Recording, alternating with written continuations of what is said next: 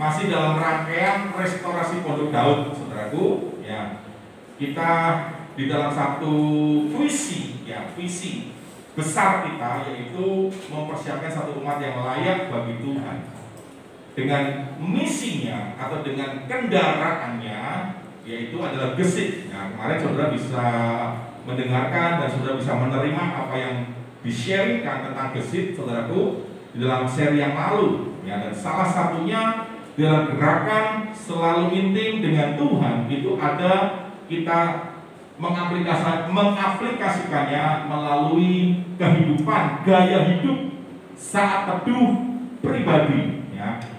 Saya berdoa biarlah melalui pengajaran hari ini tujuan dari firman ini bisa sampai mendarat kepada saudara, dan saudara mulai mengerti. Setelah mengerti, sudah mulai belajar untuk memainkan dalam kehidupan saudara sehari-hari, mempraktekkannya dalam kehidupan saudara sehari-hari. Ya, nanti saya akan berikan caranya bagaimana saudara di dalam saat teduh ini, khususnya nanti di akhir sesi, di akhir menjelang berakhirnya, saudara akan diajar tentang bagaimana saudara menggali Alkitab secara sederhana. Ya, banyak tipsnya, banyak caranya, tetapi paling tidak ini cara yang sederhana yang saudara mulai bisa terapkan. Ya, nanti seiring berkembangnya waktu, seiring semakin saudara bertumbuh, nanti kita bisa belajar lewat tips-tips atau cara-cara atau metode-metode yang lainnya. Ya,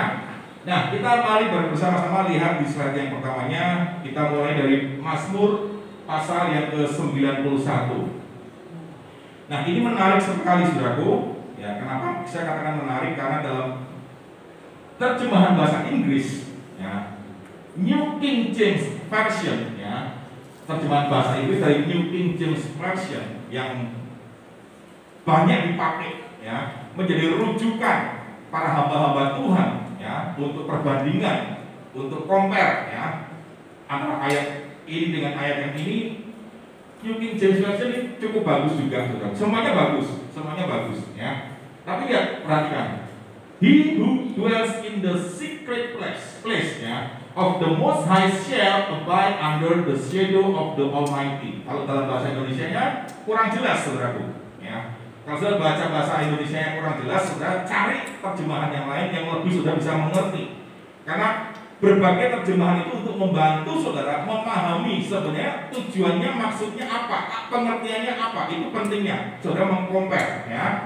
Nah, di sini dikatakan orang yang duduk dalam lindungan yang maha tinggi. Seperti apa sih duduk dalam lindungan yang maha tinggi dan bermalam dalam naungan yang maha kuasa? Ini masih agak samar pengertiannya, belum mendarat istilahnya, masih di awal-awal. Nah, ya. Tapi kalau sudah baca ayat ini, ada satu kalimat kunci, yaitu apa? The secret place. Ya. Dalam terjemahannya sederhananya begini, saudaraku. Dikatakan bahwa Dia yang diam di tempat rahasianya yang maha tinggi. Nah, ya. Yang maha tinggi itu jelas, itu pasti Tuhan, ya. Allah Bapa, Allah Tritunggal. Ya. Dia adalah yang maha tinggi. Nah, siapa? Seseorang. Dia yang diam di tempat rahasianya yang maha tinggi itu. Nah, maka dikatakan ia akan tinggal di bawah naungan yang maha kuasa. Wah, naungan, ada sebuah naungan, ada sebuah covering. Seperti kita ada di dalam tempat ini ada yang memerisai kita, ada yang menaungi kita. Sehingga hujan, petir, apa, siang, panas, kita tetap tidak mengalami itu. Kita terlindungi. Orang yang bisa tinggal di bawah naungan yang maha kuasa, perhatikan, yang maha kuasa. Jadi nggak ada kuasa-kuasa yang lain yang bisa menjamah saudara, yang bisa melukai saudara kalau tidak diizinkan oleh yang maha kuasa itu. Kenapa? Karena saudara ada dalam naungannya. Kapan itu bisa kita nikmati? Kapan itu bisa kita alami? Ketika saudara dan saya ada di tempat rahasianya Tuhan. Nah, yang dimaksud tempat rahasia itu apa? Klik selanjutnya. Nah, Matius pasal 6 ayat 6 ini menjawab. Ya, Matius 6 ayat 6 menjawab, saudaraku. Dikatakan, sebaliknya, ini saya kasih dalam versi TSI, terjemahan sederhana Indonesia. Saya juga sangat senang dengan terjemahan ini, saudaraku. Cuman sayangnya TSI ini masih perjanjian baru saja. Ya, perjanjian lamanya belum selesai, saudaraku. Ini masih digarap, saudaraku. Ya, dikatakan begini, sebaliknya, waktu kamu berdoa, masuklah ke kamarmu, nah, ya kan? Kemudian tutuplah pintu, berdoalah kepada Bapamu, Dia ada di tempat tersembunyi, secret place, dan menyaksikan apa saja yang dilakukan secara tersembunyi.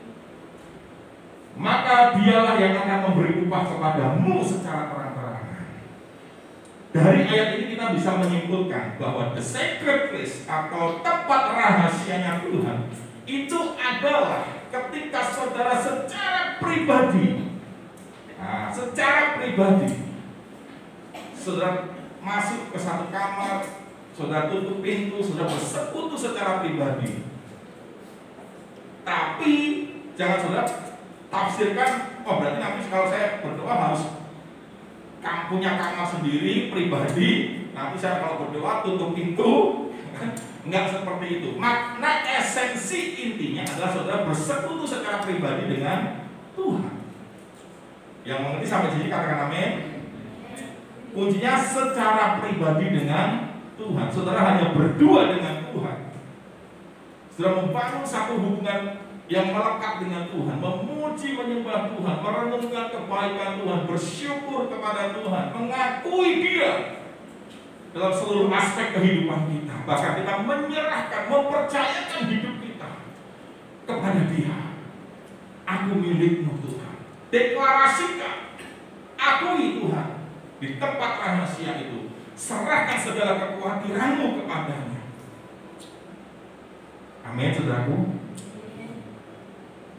Tanpa saudara mengucapkan permohonan-permohonan pribadi, pergumulan-pergumulan saudara, Tuhan tahu. Tuhan tahu pergumulan sekalipun itu tidak terucapkan, Tuhan tahu. Di tempat rahasia tadi dikatakan, Dia ada di tempat tersembunyi, di tempat rahasia, dan menyaksikan apa saja yang dilakukan secara tersembunyi. Artinya tersembunyi, saudara ada di tempat yang tersembunyi, dan Tuhan melihat. Ketika saudara ada di tempat tersembunyi, saudara sedang bersekutu dengan Tuhan, bersaat teduh dengan Tuhan, Dia melihat dan Dia memberikan upah secara terang-terangan. Inilah makna dari secret place. Jadi orang yang ada dalam naungan yang maha kuasa, dia adalah orang yang intim dengan Tuhan. Dia terus membangun kehidupannya sebagai rumah doa, sebagai rumah persembahan, sebagai rumah penyembahan, rumah pengorbanan, sacrifice. Inilah makna dari Mazmur 91. Dan itu kita rangkai dalam satu kata, saat teduh pribadi. Next selanjutnya. Apa? Belum, yang sebelumnya tadi. Nah, apa itu saat teduh? Waktu khusus tiap hari, ya. Waktu khusus tiap hari yang kita sediakan. Bukan waktu yang sisa, ya, tapi waktu yang khusus. Waktu yang sisa artinya, ya Tuhan nomor sekian, aku dulu, kepentinganku dulu, urusanku dulu, bisnisku dulu, nanti belakangan. Enggak seperti itu. Nanti pun kalau ingat Tuhan, nanti kalau sempat Tuhan, bukan itu. Tetapi saat teduh adalah waktu khusus, ya, yang saudara siapkan, yang saudara rencanakan, yang saudara sediakan untuk bertemu dengan Tuhan, berbicara kepadanya dengan doa, dan mendengar Tuhan berbicara melalui saudara membaca Alkitab firman Tuhan, mempelajarinya secara pribadi. Itu makna dari saat teduh. Yang mengerti sampai di sini katakan amin. Ya, saudara paham itu maknanya saat teduh. Jadi ada doa pujian penyembahan, ya, ada perenungan firman, ada pembacaan firman. Untuk start awal, Kalau sudah belum terbiasa atau masih bingung gimana cara memulainya untuk pembacaan atau perenungan firman, penggalian firman, saudara baca saja, ngerti nggak ngerti, baca saja. Kebanyakan orang kenapa nggak mau baca? Karena saya nggak ngerti, males akhirnya bacanya. Ya buat apa saya nggak ngerti? Nah sekarang dirubah, mindset ini dirubah, paradigma ini dirubah. Tanamkan dalam pikiran kita, aku mau ngerti nggak ngerti, sekarang aku belum ngerti, aku tetap baca. Baca aja saudara, semampu saudara. Saudara mampu satu pasal, baca satu pasal. Mampu 2 pasal, baca 2 pasal. Amin. Ya, semampu saudara, karena masih tahap awal. Ya, next berikutnya. Apa yang kita lakukan dalam saat teduh? Langsung yang pertama menyembah Tuhan, doa pujian, mazmur dan penyembahan. Ya, diklik aja langsung. Nah, menyembah Tuhan, saudara masuk atau cari tempat yang private, saudara bersekutu pribadi dengan Tuhan, nggak perlu harus textbook seperti tadi masuk dalam kamar. Ya kalau nggak punya kamar sendiri gimana kan? Ya kan masa mau di mana ya? Sudah nggak apa-apa, mau di toilet, mau cari di taman. Yang penting sudah pribadi dengan Tuhan. Sacred place itu pribadi saudaraku. Ya. Kalau punya kamar pribadi ya puji Tuhan ya kan. Sudah bangun tidur, cuci muka dulu mungkin, atau ya urusan ke toilet dulu sebentar, minum supaya nggak ngantuk, saudaraku, supaya fresh. Di kamar pribadi nggak apa-apa. Tapi kalau nggak punya, jangan jadi kendala. Oh saya nggak punya kamar, jadi nggak bisa saat teduh. Nah itu alasan. Amin. Sudah bisa keluar, sudah sambil jalan-jalan. Sambil jalan-jalan nggak apa-apa, ya kan? Jalan-jalan aja di luar. Sambil sedang bersekutu dengan Tuhan. Amin. Cari tempat yang sunyi, baca firman di situ. Kan sekarang nggak usah bawa Bible buku. Sudah cukup bawa ini juga nggak apa-apa, saudara. Nggak masalah, ya kan? Baca. Ngerti nggak ngerti, baca. Kalau ada yang nggak ngerti di mana, catat dulu. Nanti pasti suatu hari dengan caranya Tuhan, dengan timingnya Tuhan, di waktunya Tuhan, saudara akan menjelaskan apa yang saudara nggak ngerti tentang apa yang saudara baca. Ingat sida-sida Ethiopia. Sida-sida Ethiopia itu orang terpandang. Sida-sida itu orang terpandang, orang pemerintahan, saudaraku. Orang terpandang, orang terhormat. Ketika dia dalam sebuah perjalanan naik kereta, dia sedang membaca Alkitab. Kitab Yesaya dia baca. Tapi dia nggak ngerti. Tetapi di tempat yang lain, Tuhan berurusan dengan yang namanya Filipus. Filipus kata Roh Kudus, ya kan? Kamu pergi. Itu ada satu kereta, ada satu orang di dalamnya yang sedang baca. Tuhan kasih tuntunan seperti itu. Kamu datang, ikut di kereta itu, kamu akan ketemu dengan aku akan mempertemukan dengan seseorang. Dan betul saudaraku, dituntun seperti itu Filipus. Sehingga dalam perjalanan dia satu kereta dengan seorang sida-sida, dia sedang baca dengan kondisi yang diciptakan oleh Roh Kudus. Akhirnya berkomunikasilah Filipus dengan sida-sida itu. Ternyata sedang baca. Dan sida-sida itu nggak ngerti apa yang dia baca. Waktu komunikasi itu, akhirnya Filipus memberitahu, ini artinya. Bisa dengan cara Tuhan. Pokoknya sudah ngerti, baca dulu aja. Ya.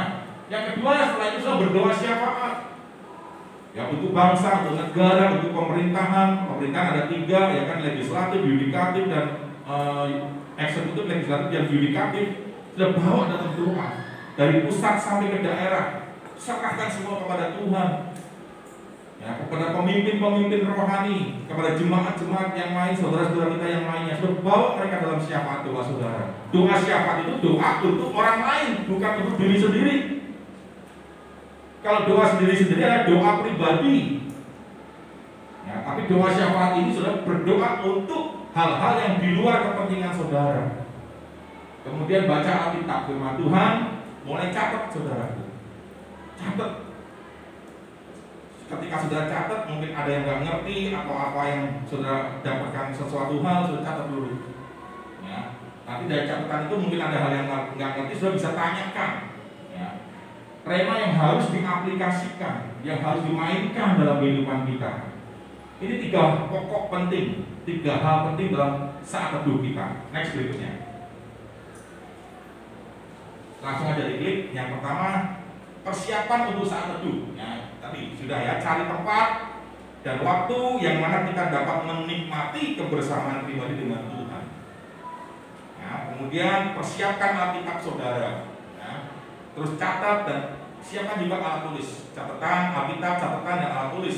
Ya, kalau ada handphone ya sudah tinggal ketik aja di handphone misalkan begitu. Ya, kemudian tenangkan hati, pikirkan dari kesibukan kita semuanya udah tinggalkan dulu, hanya satu, aku mau ketemu Tuhan.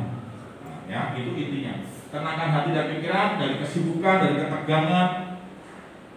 Makanya perlu saudara cari waktu, cari tempat supaya saudara bisa tidak terganggu, ya, tidak terganggu. Oke, terus berikutnya. Nah, ini tips ya, ini tips. Saat teduh itu sebaiknya dilakukan pagi hari. Tips tapi berdasarkan firman Tuhan, ya. Saat teduh sebaiknya dilakukan pagi hari sebelum kita melakukan aktivitas apapun. Nah, kenapa sih? Nah, ini imamat dasarnya imamat 6:12. Ya. Api yang di atas mezbah harus dijaga. Api itu berbicara tentang Roh Kudus, semangat, passion kita, ya, kerinduan kita, cinta mula-mula kita kepada Tuhan. Itu api yang harus dijaga.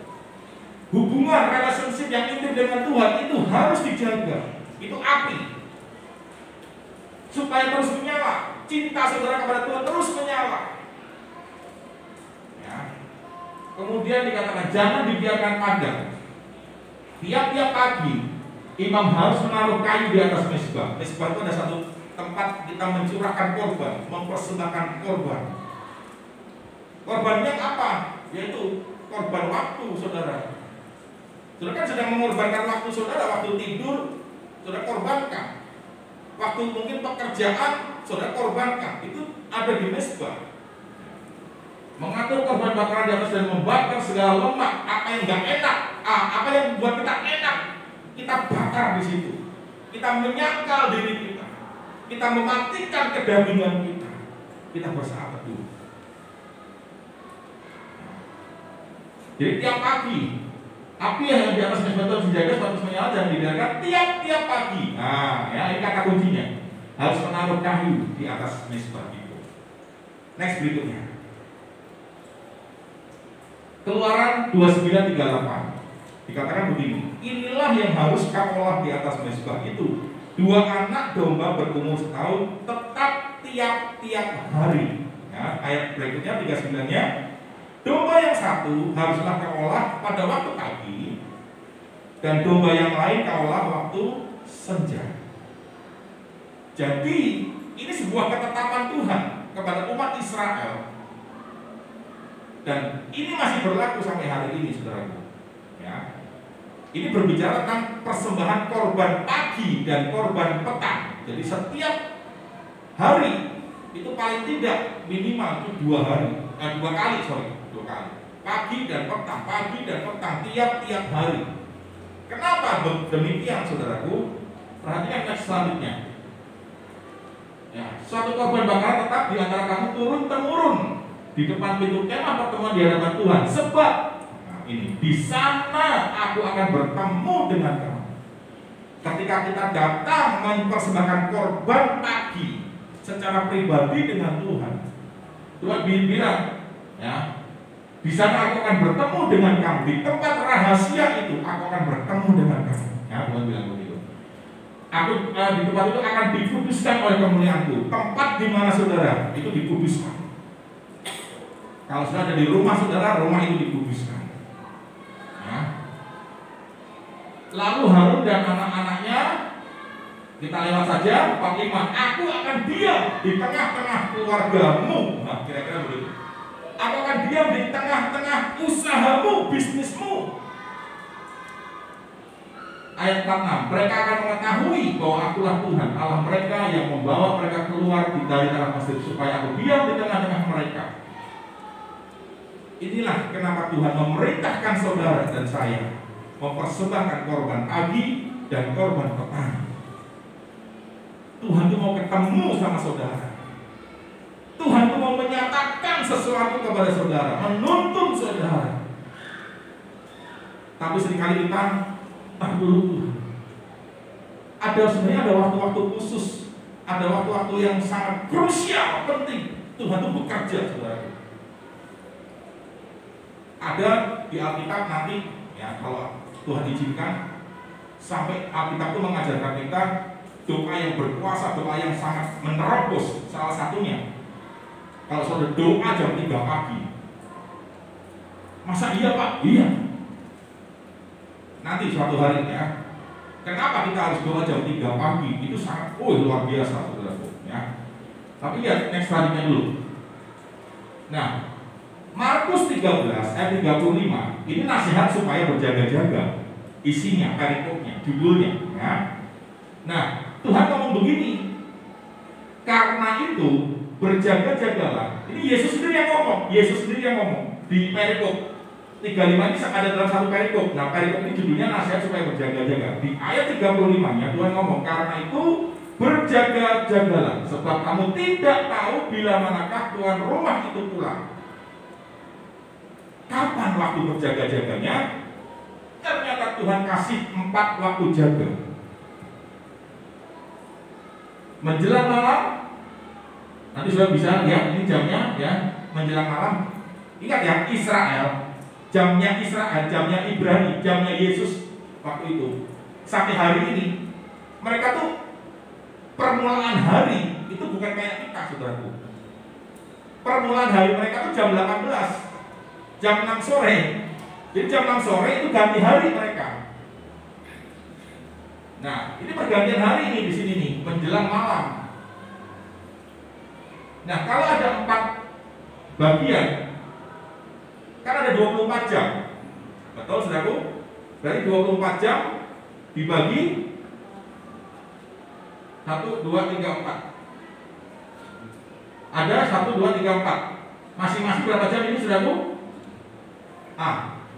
Orang Israel menghitungnya 12 jam.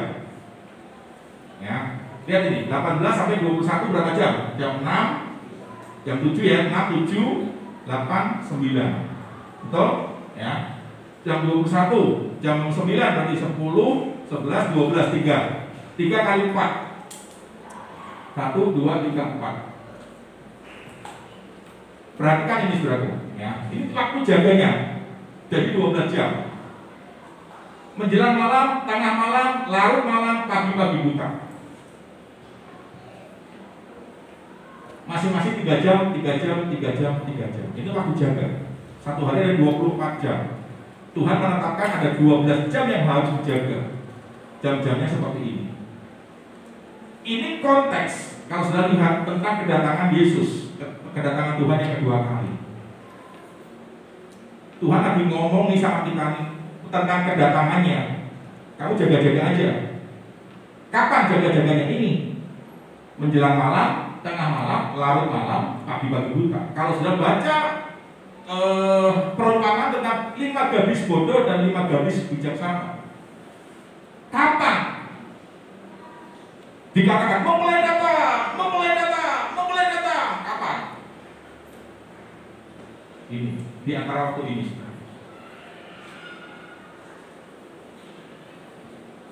Kenapa kita harus berjaga-jaga? Perlu berjaga-jaga. Saat teduh bagian kita berjaga-jaga. Ini pagi hari. Kenapa pagi hari ini? Antara ini pagi hari ini untuk kitanya. Ya. Jadi jam 3 itu sangat luar biasa. Kalau sudah mau bayar harga, berdoalah jam 3 pagi. Kalau sudah punya pergumulan yang sangat berat, bangun jam 3, doa sama Tuhan, saat teduh sama Tuhan, bersyukur kepada Tuhan. Itu akan sangat luar biasa. Itu akan menerobos, saudara. Benteng-benteng dalam kehidupan itu akan diterobos melalui Tuhan, saudara. Amin. Ya. Nantilah kita bahas nih jam 3 pagi, rahasia doa jam 3 pagi. Ya. Next berikutnya dulu Pak, saya kisi-kisinya dulu ya. Ini pertimbangannya, kenapa saat pagi hari kita saat teduh sebagai kegiatan pertama kita di pagi hari. Kenapa?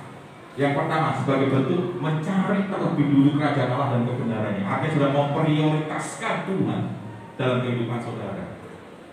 Ciri bukti bahwa kita memprioritaskan Tuhan adalah kita dengan bersaat teduh, saudara. Ya. Pagi-pagi benar waktu hari masih gelap, dia bangun dan pergi keluar, dia pergi ke tempat yang sunyi dan berdoa di sana. Ini Yesus, Mazmur 1:3, Markus 1:35. Ini Yesus. Pagi-pagi benar waktu hari masih gelap. Itu antara jam 3 pagi sampai jam 6 pagi tadi.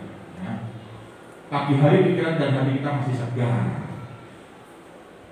masih belum terisi apa-apa, masih belum ada masalah yang kita pikirkan, segar, enak, saudaraku. Ya. Next berikutnya. Kenapa pagi? Supaya kita mengisi dulu bejana roh kita sebelum perjalanan sepanjang hari. Ibaratnya seperti motor, kendaraan sudah diisi dulu bensinnya, baru berjalan. Jangan biarkan kendaraan kosong, bensinnya kita jalan, saudaraku. Diisi dulu full, baru selesai. Karena perjalanan kita perjalanan panjang. Amin. Perjalanan yang melelahkan sepanjang hari pun sangat melelahkan, saudaraku. Kalau sudah nggak dahului dengan mengisi bejana roh kita, jiwa kita dengan firman Tuhan, dengan hadirat Tuhan, dengan urapan Roh Kudus, bagaimana sudah bisa melalui hari itu dengan kemenangan? Orang yang menanti-nantikan Tuhan mendapat kekuatan baru. Wah, ya kan? Kalau sudah menanti-nantikan Tuhan, sudah melangkah sepanjang hari, sudah punya kekuatan yang baru. Dikatakan seumpama raja wali. Wah, saudara berlari tidak menjadi lesu. Wah, saudara berjalan tidak menjadi lelah. Inilah kenapa sudah perlu bersaat teduh. Ya, next berikutnya. Mazmur 5 ayat 4 dikatakan pada waktu pagi engkau mendengar seruanku. Wah, Tuhan tuh kasih bocoran loh, saudaraku. Melalui firman ini kita bisa ngerti timingnya Tuhan. Ternyata kapan Tuhan mendengar seruan saudara? Waktu pagi. Jadi kalau baca firman, jangan sekedar baca blek. Ini ada kebenarannya. Setiap firman, setiap ayat itu harus mengemukakan kebenarannya. Apa kebenaran di ayat ini? Ini kebenarannya pada waktu pagi engkau mendengar seruanku. Ini doanya Daud, saudaraku. Daud tahu persis bahwa pada waktu pagi itu Tuhan mendengar seruannya. Waktu pagi, makanya pada waktu pagi aku mengatur persembahan bagimu. Persembahkan dulu sesuatu kepada Tuhan. Jangan minta dulu sama Tuhan. Amin. Jangan minta datang sama Tuhan pagi-pagi. Tuhan, ABCD sudah kita laporkan sama Tuhan. Nggak usah. Sudah cukup senangkan hati Tuhan dulu. Puji Tuhan, syukur kepada Tuhan. Persembahkan korban. Itu cukup, saudaraku. Next berikutnya. Firman Tuhan sebagai makanan rohani. Nah, ya. Seperti halnya manusia perlu makan setiap hari, orang-orang percaya dalam Kristus juga perlu mencari dan mendapatkan makanan rohani dari Alkitab, firman Tuhan. Jadi saudara punya roh, jiwa, dan tubuh daging jasmani ini.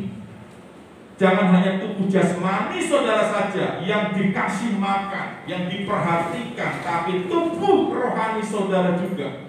Saudara perlu perhatikan dan kasih makan buat manusia roh kita. Yang mau katakan amin. Yang mau katakan amin. Amin apa, saudaraku? Kasih makanan rohani buat manusia rohani, saudara. Jangan sampai hanya manusia daging kita yang terus dikasih makan, tapi manusia rohani kita nggak pernah dikasih makan. Next berikutnya. Nah, bagaimana kita dapat menikmati? Nah ini, ya, menikmati Alkitab sebagai firman Tuhan, sebagai makanan rohani. Saudara, ini bertemu dengan perkataan-perkataannya. Nah, kita harus ketemu dengan firman Tuhan. Kita harus baca, baru sudah bisa nikmati. Kalau saya nggak pernah ketemu dengan perkataannya, dengan Alkitab, dengan firman-Nya, saudara akan bisa pernah menikmati. Ya. menjadi kesukaan, ya kan? Maka lama-lama firman Tuhan akan jadi kesukaan saudara, menjadi satu kebutuhan saudara. Next berikutnya, ada 5, ya, 5 yang harus saudara, bagaimana saudara memperlakukan Alkitab atau firman Tuhan secara cepat, secara ringkasnya. Saudara pertama mendengar dulu, saudara harus dengar dulu, ya, ini ya, mendengar. Oke, Roma 10:17 dasarnya, ya. Setelah mendengar apa? Yang kedua, saudara harus baca. Jangan cuma mendengar, tapi saudara harus belajar membaca. Ya, ini apa namanya? Dasar firman-Nya. 1 Timotius 4 ayat 3, Wahyu 1 ayat 3. Sediakan waktu khusus setiap hari untuk baca Alkitab. Ya. Setelah mendengar, membaca, 5 jari saudara, ya. Mendengar, membaca, yang ketiga apa tadi? Mempelajari. Jangan sekedar baca, saudaraku. Oke, kalau pertama belum ngerti, nggak apa-apa, catat dulu aja. Nanti saya kasih tips ya caranya. Pelajari dulu aja, ya, selidiki dulu. Oke, ketiga, yang keempat harus diperkatakan. Barang siapa aku percaya maka aku berkata-kata. Paulus berkata seperti itu. Jadi firman Tuhan harus diperkatakan, perkatakanlah. Ya. Janganlah kau lupa memperkatakan kita. Alkitab firman Tuhan, jangan kau lupa memperkatakan. Ulangi ya, apa tadi apa? Mendengar. Kedua, membaca. Ketiga, mempelajari. Yang keempat, memperkatakan. Nah, mempelajari, menyelidiki itu sama dengan juga merenungkan, direnungkan. Ya. Yang keempat tadi apa ini? Diperkatakan. Yang kelima, dilakukan. Ulangi ya sekali lagi ya. Satu apa? Mendengar, baca, mempelajari, memperkatakan, melakukan. Mau dites? Kuis. Ada kuis ya tadi ya. Oke. Ada yang bawa buku nggak ya? Ada yang bawa buku nggak? Nggak ada ya? Oke lah, saya anggapannya hanya buku aja ya. Saya nggak persiapkan ide mendadak, inspirasi. Ini kan Alkitab, saudaraku. Ya, ini Alkitab. Kalau saudara hanya tadi apa? Mendengar tok, saudara sedang memperlakukan Alkitab seperti ini, membawa Alkitab seperti ini. Angin datang, cobaan datang, wus. Oke, sudah dengar, sudah baca, baru dua, belum kuat. Saudara selidiki, masih 3, belum kuat. Saudara 4, apa tadi? Memperkatakan. Angin, ujian, proses, masalah datang, kalah kita. 4 tadi apa? Memperkatakan ya 4 ya. Kalau saudara belum melakukan, ini belum terkunci, saudara, belum tergenggam. Yang membuat semuanya jadi kuat hidup saudara, yang membuat saudara jadi pemenang, ketika saudara melakukan firman. Apapun masalahnya, tetap kuat saudara, karena ini percengkeran. Amin. Ini filosofinya seperti itu. Kenapa? 5 jari. Ini kata kunci yang di sini, melakukan ini, yang menjadi kuncinya. Makanya jangan heran. Saudara baca kitab Hakim-Hakim. Ketika raja ditangkap, itu dipotong ibu jarinya dan jempolnya, kaki dipotong, saudara. Kenapa? Karena ini kekuatannya. Kalau kali ini dipotong, mereka nggak bisa pegang pedang. Mereka pegang senjata nggak bisa kuat, pasti kalah. Di perang lepas karena nggak kegenggam. Kenapa kakinya, jempolnya? Supaya dia nggak bisa lari, saudara. Nggak bisa lari cepat. Makanya sering kali iblis itu menyerang yang ini, pengunci. Apa? Melakukan. Saudara nggak pernah mau belajar melakukan firman, makanya kalah terus. Nanti baca Hakim-Hakim, saudara. Hakim-Hakim pertama. Itu kenapa jempolnya dipotong? Orang yang ditawan, orang yang kalah perang itu dipotong jari ibunya, jari ibu jarinya maksudnya ya, sama jempolnya, semua dipotong, kiri kanan dipotong semuanya. Dia nggak punya kekuatan. Demikian juga kalau saudara hanya baca, hanya dengar, hanya mempelajari teori saja, terus saudara mau perkatakan, nggak sampai di hati, nggak saudara lakukan, kalah juga. Makanya Tuhan itu kasih masalah sama saudara supaya saudara belajar mempraktekkan firman Tuhan, belajar mengampuni, belajar memberi, belajar apa lagi? Jadi murid, belajar jadi mempelai, belajar menjadi manusia baru, mematikan manusia lama. Itu kita belajar semuanya. Saudara harus mau melakukan itu, dipraktekkan. Yang mulai terbuka, katakan amin. Ya, next langsung. Catatan, saudara bikin seperti ini. Ini mulai kita praktek ya nanti ya. Catatan saat teduh. Saudara bikin kira-kira gambarnya kayak gini. Isinya kayak gini. Catatan saudara. Ada hari, tanggal, saudara membaca ayat apa, ya. Nah, setelah membaca satu perikop saja lah. Satu perikop saudara mulai gali. Kebenaran apa yang saya dapat temukan dari ayat yang ini, yang sudah tulis ini. Cari dulu kebenarannya, tulis saja. Nanti setelah kita praktek ya. Terus tema hidup yang saya dapatkan hari ini apa? Tulis. Pelajaran hidup yang saya dapat hari ini apa? Sudah tulis ini. Doa saya hari ini. Nah, saudara, sekarang kita praktek. Next berikutnya. Kita ambil satu contoh. Cuma 5 ayat. Ini sebenarnya ada 12. Satu perikopnya judul orang lumpuh disembuhkan. Ini ada 12 ayat. Tapi terlalu panjang. Saya ambil 5 ayat sudah cukup, saudara.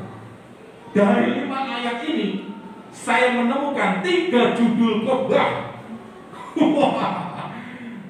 Haleluya. Bayangkan hanya 5 ayat saya bisa khotbah dengan 3 judul, saudaraku. Bisa untuk 3 minggu. Dari 5 ayat. Gimana caranya? Nah, penasaran kan? Next, yang berikutnya. Ayat 1. Kemudian sesudah lewat beberapa hari waktu, Yesus datang lagi ke Kapernaum. Tersiarlah kabar bahwa ia ada di rumah. Kebenarannya apa? Apa maknanya?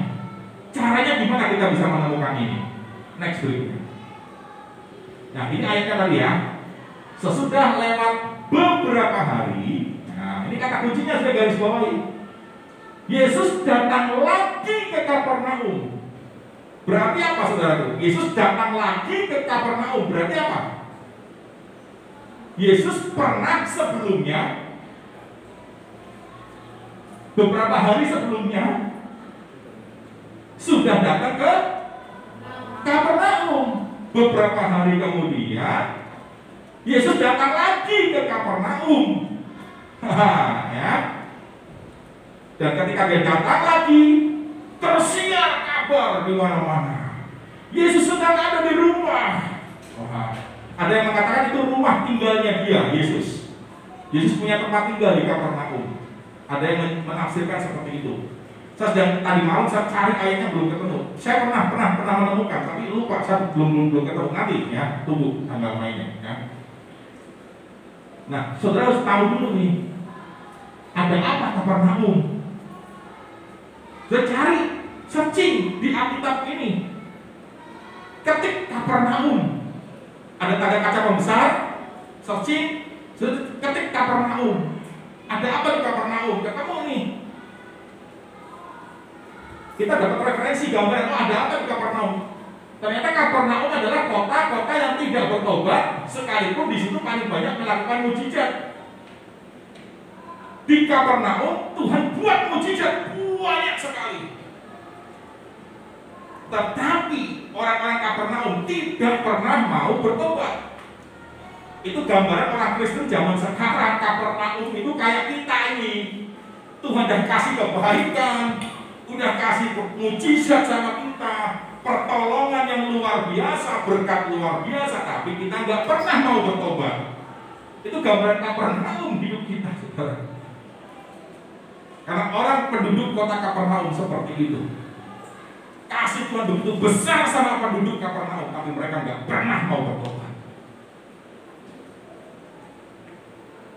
Halo. Ya, ini. Sehingga Tuhan bilang, engkau Kapernaum, apakah kau akan dinaikkan sampai ke langit? Oh tidak. Orang-orang yang tidak pernah mau berubah, orang-orang yang tidak mau bertobat, Tuhan gak akan angkat, saudara. Tuhan gak akan memuliakan, Tuhan gak akan angkat. Ya. Bahkan karena kamu akan sampai diturunkan sampai ke dunia orang mati. Ini neraka, bahasa ini neraka, saudara ya.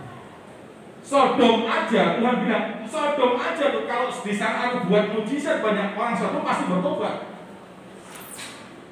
Tapi kamu enggak. Nah, ini kita gambaran dapat Kapernaumnya ya. Next berikutnya. Setelah kita dapat Kapernaumnya, baru kita tentukan kebenarannya. Jadi kebenarannya apa? Ini penting kita itu menginvestasikan waktu untuk pelayanan. Menginvestasikan berarti ada satu yang kita lepaskan, ada satu yang kita korbankan. Bayangkan apa investasi yang Yesus lakukan dalam pelayanannya untuk kota Kapernaum, saudaraku. Sampai dia rela mau datang lagi ke Kapernaum. Pikirkan itu, ya. Berarti kebenaran yang pertama dari ayat ini kita dapat catat. Penting bahwa saya ini harus menginvestasikan untuk pelayanan saya. Saya harus dimuridkan. Saya harus bertumbuh, itu investasi yang harus saudara kerjakan dalam pelayanan saudara, dalam kehidupan bisnis saudara, dalam studi saudara. Ini kalau kita berbicara konteks pelayanan, ini bisa saudara ganti dengan konteks pekerjaan, usaha, bisnis, sekolah. Saudara bisa ganti ini. Untuk sesuatu hal, saudara perlu menginvestasikan, menanam investasi di situ. Kalau dalam pelayanan ya sudah harus bertumbuh, harus berubah menjadi manusia baru, itu investasi. Sudah harus mau diajar, harus mau beribadah, harus mau saat teduh, itu investasi, saudara. Kalau sekolah ya kita harus belajar, itu investasi. Follow up. Nah, Yesus datang lagi.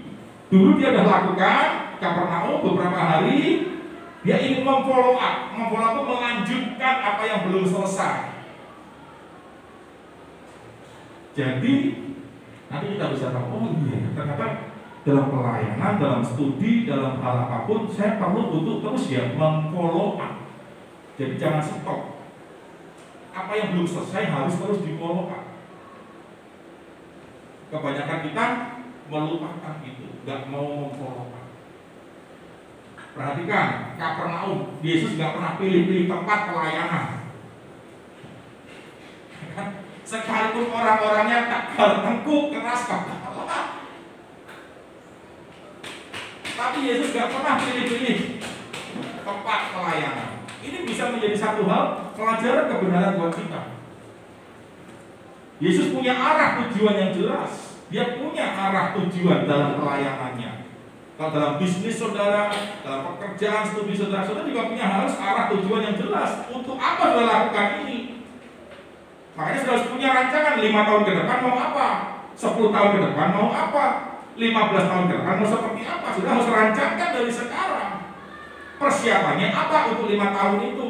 Untuk 10 tahun persiapannya apa? Perlu saudara rancangkan supaya kita punya arah tujuan yang jelas. Untuk pengembangan kita sudah punya arah tujuan yang jelas. Kita sedang masuk 5 tahun kedua dari perjalanan GPI di Bapak Kalisari. Itu adalah membangun sumber daya manusia, membangun jemaat menjadi seperti Kristus, mempersiapkan benar-benar karakter Kristus. Ya.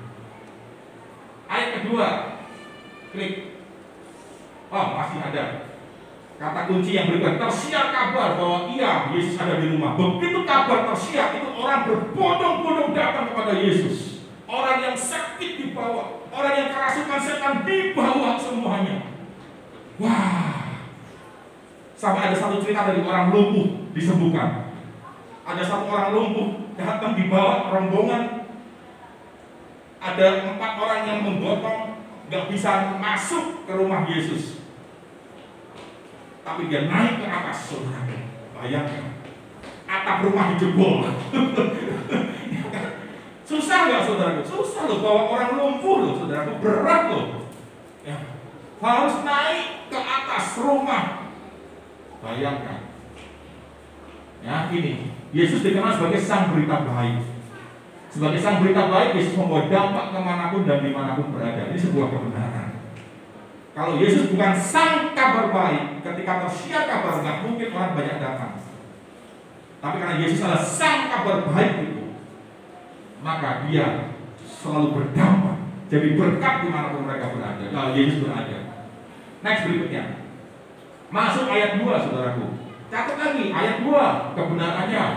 Ini kehadiran, keberadaan Yesus sang kabar baik selalu dinanti-nantikan oleh banyak orang. Iya kan? Perhatikan. Maka datanglah orang-orang berkerumun. Ketika kabar tersiar, orang-orang datang. Sampai gak ada tempat. Tapi lihat, sementara ia memberitakan firman kepada mereka, datang orang-orang berkerumun sehingga tidak ada lagi tempat. Nah, kehadiran, keberadaan, kalau sudah menjadi sang kabar baik, sudah akan berdampak dimanapun sudah berada. Tempat tidak menghalangi terjadinya pembangunan rohani. Nah, tempat tidak menghalangi. Walaupun tempatnya sudah nggak mungkin bagi orang lumpuh bisa disembuhkan, tapi tempat tidak menghalangi Yesus menjamah dan menyembuhkan orang yang lumpuh. Perlu konsistensi dalam melayani. Orang yang gotong, ini dalam pelayan, konteks pelayanan nih, yang orang yang menggotong orang lumpuh itu, 4 orang itu, dia konsisten. Dia bertanggung jawab sama orang yang lumpuh ini. Dia harus sembuh, dia harus ketemu Tuhan. Dia konsisten, gimana pun caranya kita harus bawa dia ketemu Yesus. Sampai harus melewat atap, saudara, jebol atap. Atap rumah-rumah zaman itu bukan kayak gini, sudah tuh, kayu sudah tuh. Ya. Saya belum sempat masukkan fotonya, saudara tuh. Ya waktu saya ke Israel ditunjukin, kira-kira ini rumah zaman itu tuh kayak gini atapnya. Wah, kayu sudah. Kehadiran Yesus dapat mengubah tempat biasa, rumah yang sederhana, menjadi tempat yang mulia. Nah, ya. Kristus memberi pelayanan yang maksimal bagi orang-orang yang bersamanya. Dia berikan yang maksimal kepada orang-orang yang datang kepadanya. Dia nggak asal-asalan. Yesus nggak asal-asalan. Ini kebenarannya. Saya temukan itu, tulis. Ya. Next berikutnya, firman Allah diberitakan lebih dulu. Satu lagi. Firman Allah diberitakan dulu, baru kemudian mukjizat terjadi. Jadi sebelum orang lumpuh tadi, orang-orang yang sakit sembuh, Tuhan kan tadi bilang menyampaikan firman dulu kan? Firman diajarkan dulu, baru setelah itu terjadi kesembuhan. Saya pernah waktu di Tanjung Sari ada satu jemaat dari, bukan jemaat, ada tetangga kami, orang Muslim, mau dioperasi usus buntu, minta didoain. Saya berdua dengan rekan saya Pak WP waktu itu, ya kan, datang ke rumahnya, kita mau doakan. Tapi sebelum didoakan, saya sampaikan kebenaran tentang Yesus, bahwa dia mati di salib, dia bangkit kembali, dia naik ke surga, semuanya sudah selesai ditanggung di kayu salib. Ibu mau percaya? Mau. Doakan. Kita dengar kabar, nggak jadi operasi sebenarnya. Sembuh, nggak jadi operasi. Karena firman Tuhan diperintahkan lebih dulu. Dia nggak jadi mengalami operasi. Orang beda, orang lebar itu. Ya. Jadi firman diberitakan dulu. Jadi firman itu jadi yang utama, saudara. Ya. Next berikutnya. Ayat 3 melangkah. Ini kebenarannya. Ya. Datang Yesus merupakan langkah yang paling tepat kalau sudah punya masalah. Datang kepada Yesus seperti orang lumpuh dan orang-orang yang lain. Datang kepada Yesus. Jangan datang kepada dukun. Jangan datang kepada orang pinter. Bener gak dia orang pinter? Kalau dia orang pinter bener, dia pasti jadi orang yang jabatannya tinggi. Amin. Pertanyaannya orang pinter gak? Ini datanglah kepada Yesus. Ya, ini semua. Yang keempat, kita dapat kebenarannya. Lihat lagi satu. Nah, Untuk kemajuan selalu ada tantangan dan resiko. Wah, ya kan? Kita bisa lihat kan, mereka membuka atap yang di atas, sudah terbuka, mereka menurunkan tilam. Ini kan resiko. Kalau lepas gimana, saudaraku? Kalau nggak unity gimana ini? Dari atas harus turun, harus sama gerakannya. Nggak mungkin kan satu lepas, satu tahan. Bisa miring kan, saudaraku? Ini harus ada kekompakan. Tidak mudah menyerah. Ini kebenaran kan? Untuk mengalami kuasa Allah, Tuhan izinkan kita berproses. Nah, itu kebenarannya. Nggak instan. Nggak menyerah. Aduh, nggak bisa menerobos kita. Cari akal. Nggak menyerah. Naik ke atas, ya kan? Tuhan izinkan berproses. Tuhan tahu, dia harus, ayo proses dulu. Lewati proses itu dulu, ya kan? Next berikutnya, yang kelima terakhir. Yesus memperhitungkan iman seseorang. Ada di kalimat itu.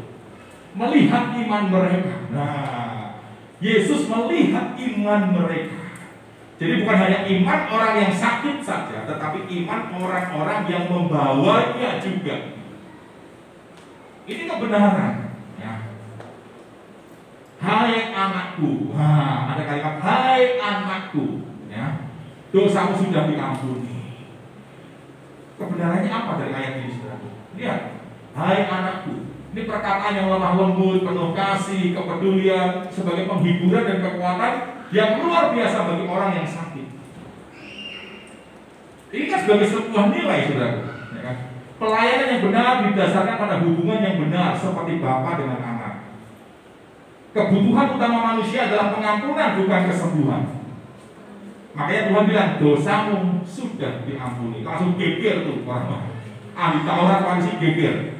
Siapakah dia berani ngomong dosa diampuni? Yang berani, yang bisa mengampuni hanya Allah. Masa dia berani bisa bilang mau mengampuni? Wah, heboh sudah.